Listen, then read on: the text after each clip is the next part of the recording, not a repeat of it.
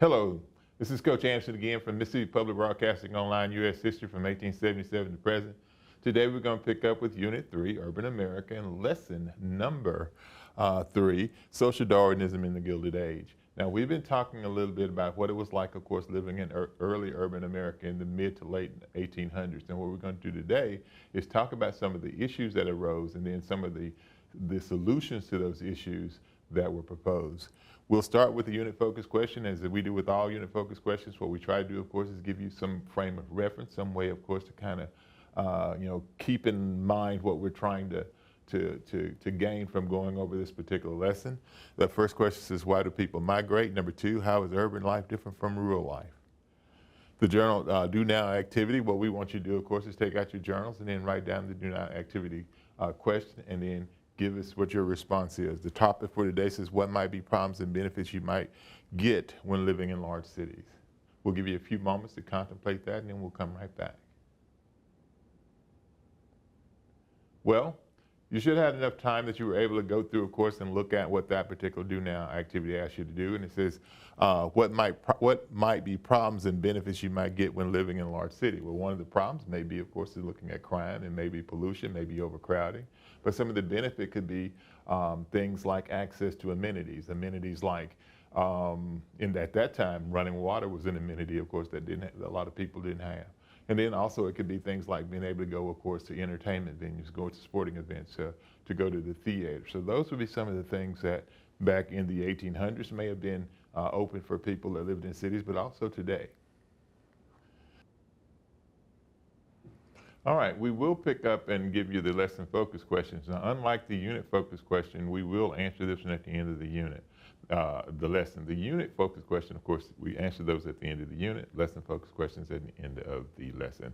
The first question is, what is the Gilded Age? Number 2, how did social Darwinism address society's problems during the Gilded Age? And 3, how did American culture change during the Gilded Age? Vocabulary. Now, we do have some content and some academic vocabulary. What we would tell you is what we always tell you. You should write these particular words down, of course, and define them. We will try to address as many of them as we can, of course, as we encounter them as we go through the lesson.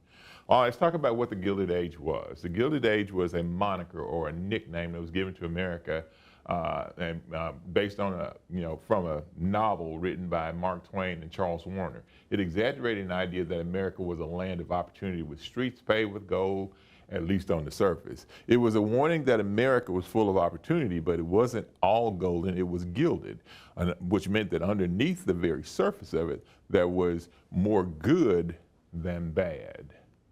More bad than good, I should say. Rags to riches. Now, the whole idea during the Gilded Age, of course, is if a person worked hard, pulled themselves up by their bootstraps, they could, of course, in this particular country, unlike anywhere else in the world, in the minds of many, they could become very successful. Go back to Andrew Carnegie that we talked about in the last unit. Carnegie, of course, is a Scottish immigrant that comes to the United States of America and makes it big in the steel industry and becomes one of the wealthiest men in the world. The idea of rags to riches or individualism is central to the American identity. It is rooted in our capitalist economic philosophy. Through hard work and luck, anyone can rise above their humble beginnings. Horatio Alger was an author that wrote books with a rags to riches things. One of his most famous books was about a character named Ragged Dick. What we're going to do, this is a picture of Horatio Alger, the author. Now, with all the prosperity, of course, that comes with the America during the Gilded Age, there's also going to be a lot of problems. And the question is, how do we deal with those problems or those issues that arise because of industrialization? Well, there are 2 basic viewpoints. The first one is social Darwinism.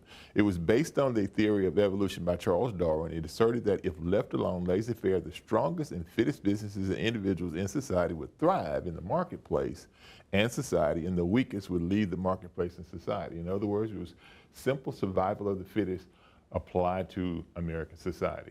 Andrew Carnegie believed in social Darwinism, but more of a kinder, gentler form of social Darwinism. His idea of social Darwinism was called the gospel of wealth. And during that idea of gospel of wealth, he said that people who were fortunate like him should practice philanthropy. That means that they should use their wealth, of course, for the betterment of society and improve the circumstances of people that lived in society. Now, he wasn't an advocate, of course, of giving people handouts. He was an advocate of giving people a hand up. So when you look at Carnegie, when you look at Carnegie's idea, this has become one of the accepted viewpoints that a lot of people during the Gilded Age, of course, kind of accept. Not all, but a lot of people accept that idea. Here's a picture of Charles Darwin, who wrote the book, The Origin of the Species, about the evolution, of course, of animals.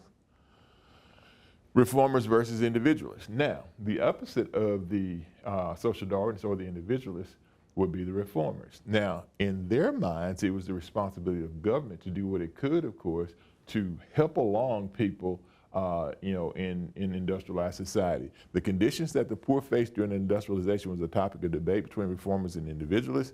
Individualists believed that everyone should pull their bootstraps and work hard, and reformers believed that the government and business had a responsibility to aid change. Now, if you were Carnegie, you fall in the idea, of course, of the rugged individualist or the individualist. And then if you look at people like Jane Addams that we'll talk about in a few minutes, you're going to look at somebody that falls on the reformer side of things.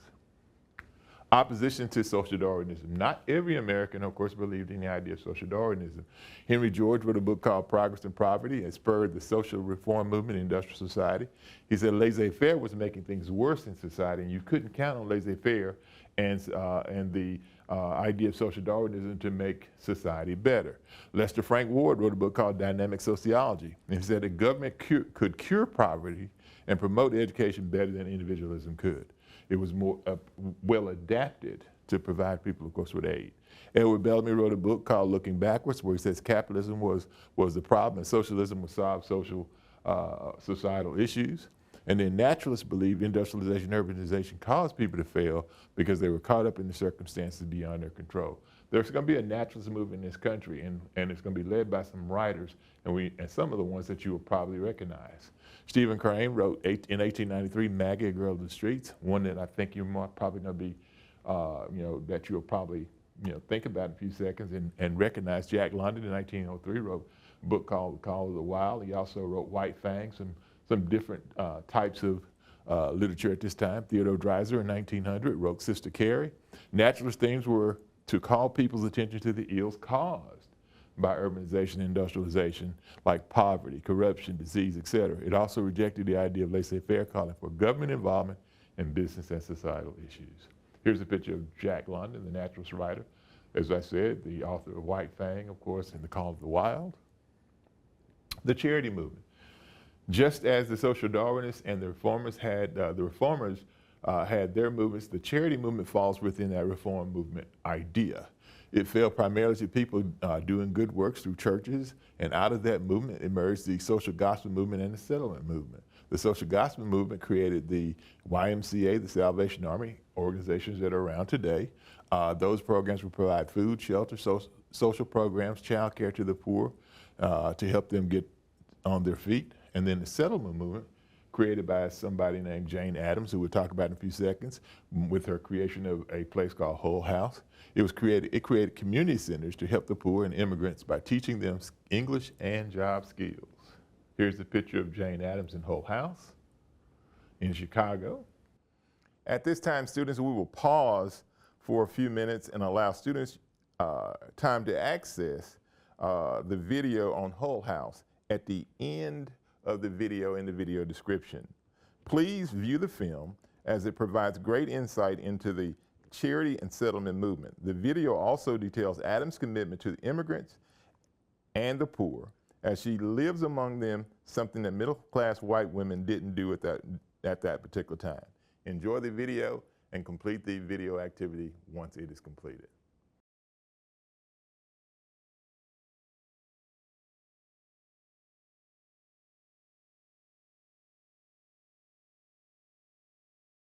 Free public education. It increased during post-Civil War and became available to some. Public education was an important tool to be used to Americanize the immigrant. Children in cities had better access to education than rural children. That's one of those situations where urban children, of course, had it better than rural children. Black children had access, but limited access to quality education. So there's going to be a push in the country, of course, for public education.